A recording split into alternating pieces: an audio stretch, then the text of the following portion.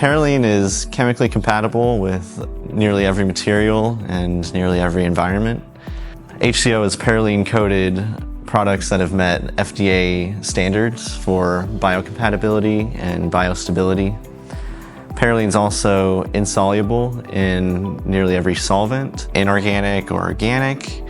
And Parylene also adheres to a variety of different substrates such as metal, plastic, glass.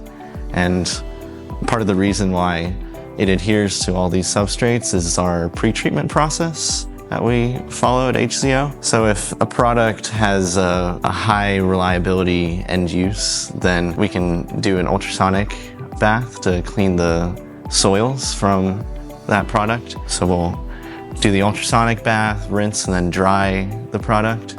And then we'll go through a short plasma activation step before depositing. And then right before depositing, we'll apply an adhesion promoter, which helps to form a bond with Parylene to the surface of the end product. So that's a little bit about the compatibility of Parylene with other environments and other materials.